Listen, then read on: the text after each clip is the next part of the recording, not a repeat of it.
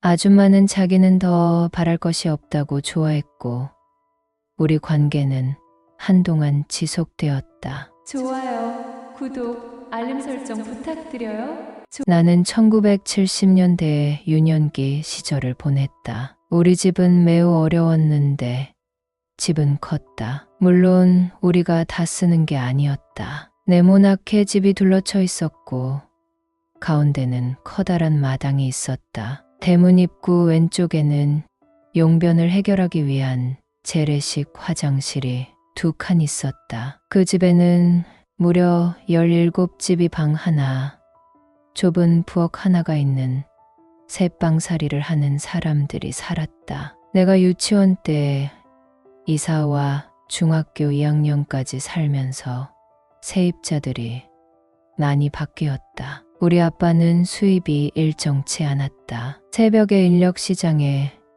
나가 운이 좋으면 일을 하셨고 이를 배정받지 못한 날에는 빈손으로 집에 들어오셨다. 어머니는 집에서 하루 종일 부업 일을 하셨다. 나는 초등학교 친구를 따라 신앙을 갖게 되었다. 처음에는 크리스마스 이브에 놀러 오면 초코파이를 준다는 꼬임에 넘어갔다. 그리고 우리 엄마도 같이 다니게 되었다. 아빠는 크게 반대는 하지 않으면서 종교를 갖기 싫다고 하며 우리가 일요일에 예배를 갔다 오는 일을 묵과하셨다. 엄마는 아줌마들을 알게 되면서 소통하며 지냈고 특유의 밝은 성격으로 맛있는 음식을 하게 되면 아줌마들과 나눠 먹었다. 그중 한 분이 매우 부유하게 사셨는데 나보다 2살 많은 아들이 있었다. 그 시대의 새 옷과 운동화,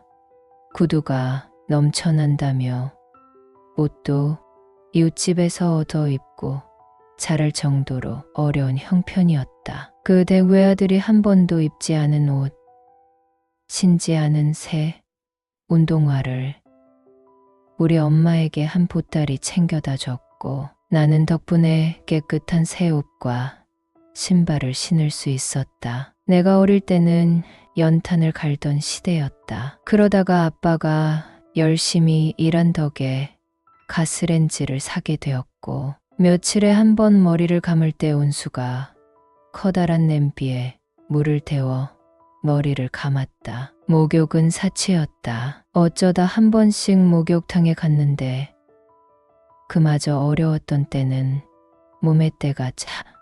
온몸이 근지러워 엄마께 물을 데워달라고 부탁해서 따뜻한 물에 목욕을 했다. 하지만 집이 워낙 좁고 추워서 씻는다는 것은 내게 사치였다. 때를 밀 새도 없이 따뜻한 물로 몸을 씻고 일주일을 버텼다. 그 시절 단독주택에 사는 친구, 작지만 주공 아파트에 사는 친구네 집에 놀러 가게 되었는데 어찌나 부러운지 이불 속에 파고 들어가 꺼이꺼이 울던 생각이 난다. 우리 집 주인 아줌마는 어린 내가 보기에 나이를 가늠할 수 없었지만 엄마보다는 나이가 많아 보였다. 월세를 받으러 온 날에 직접 그린 표에 사인을 했고 어쩌다 며칠 밀리는 날에는 사람이 살다 보면 어려운 날도 있는 거죠. 나도 어려울 때가 있었어요 하며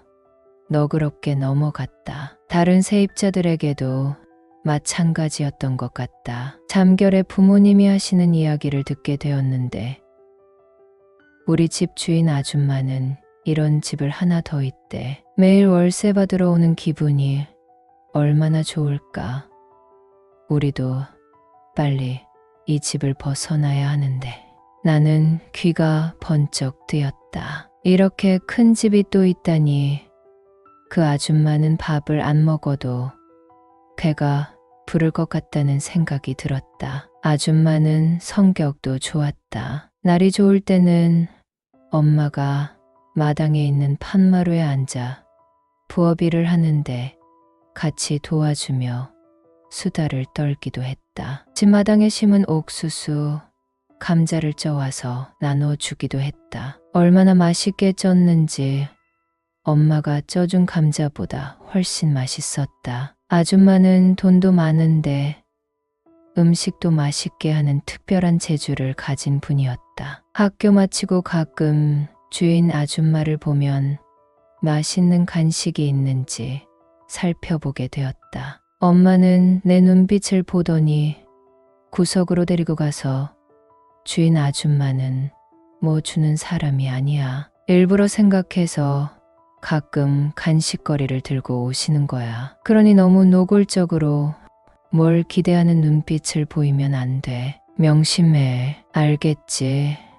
하며 주의를 주셨다. 엄마는 월세를 날짜에 맞춰 잘 내는 편이었다. 매주 아침에 채소, 생선을 파는 트럭이 왔는데 아줌마들을 시장에 가기보다 집 골목에 오는 트럭 아저씨에게 식재료 사는 것을 좋아했다. 그때는 지금처럼 바퀴 달린 장바구니가 없었기 때문에 시장에서 장을 보고 집에 오는 게 곤욕스러운 일이었던 것 같다. 여러분은 써리모의 영상을 재미있게 듣고 계십니다. 엄마는 어느 날 오징어를 싸게 샀다며 김치 오징어전을 해서 주인 아주머니 오실 시간에 싸드리기도 했다. 세입자들의 어린 자녀들에게도 작은 사탕을 건네 주시도 하시는 인심 좋은 아주머니는 정말 좋은 분인 것 같다. 아빠는 중동부미 일던 시절 3년간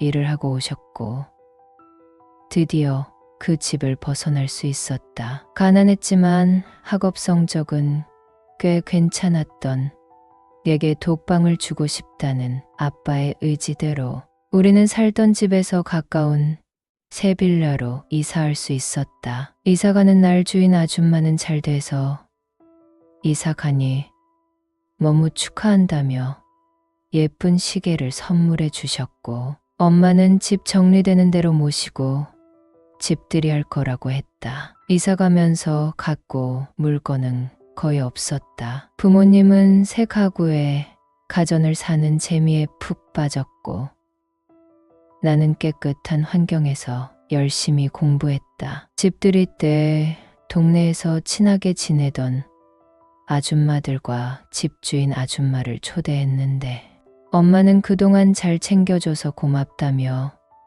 거하게 음식을 대접했다. 집주인 아줌마는 내게 용돈을 쥐어주며 우리 동네 우등생이니 열심히 공부하라며 등을 토닥여줬다. 나는 우등생까지는 아니었는데 항상 좋은 말만 해주시던 주인 아줌마의 말씀에 힘이 생겼다. 야간 자율학습을 마치고 독서실, 나는 인서울대학에 합격했다. 엄마는 시장 가는 길에 주인 아줌마를 만났다며 내 소식을 전했고 주인 아줌마는 최근 커피숍을 오픈했다며 놀러 오라고 했다. 지금은 건물마다 커피숍이 있지만 그 당시에는 커피숍이 귀했다. 다방에 갈 나이는 아니고 커피숍에 놓인 직통 전화로 친구들에게 삐삐를 치는 재미도 쏠쏠했다. 아줌마가 차린 커피숍은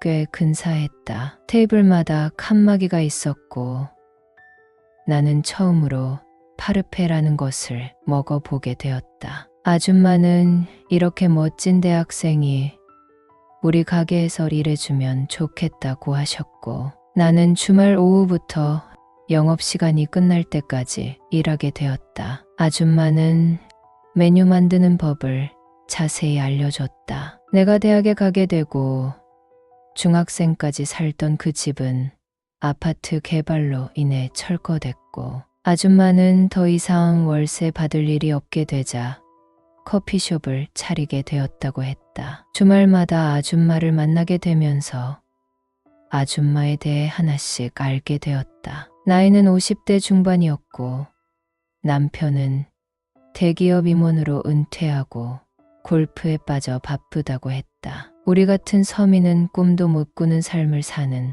아줌마가 참 부러웠다. 아줌마가 커피숍을 차리자 동네 아줌마들에게 소문이 났고 장사는 참 잘 됐다. 그런데 한껏 차려입고 가게를 나오는 아줌마가 예뻐 보이기 시작했다. 우리 엄마보다 나이가 많은 그 분이 말이다. 아마도 몸에 배인 친절과 상대방을 배려하는 고운 언어 때문에 아줌마가 크게 느껴진 것 같았다. 게다가 평소에 관리를 잘해서 실제 나이보다 10살은 어려 보였다. 심지어 우리 엄마보다 훨씬 어려 보였다. 돈 걱정 없이 살았으니 피부 관리도 받고 새벽에 수영도 다니고 옷도 세련되게 입어서 그랬나 보다. 내 주변에 그렇게 세련되고 예쁜 어른은 없었는데 마음까지 예쁘니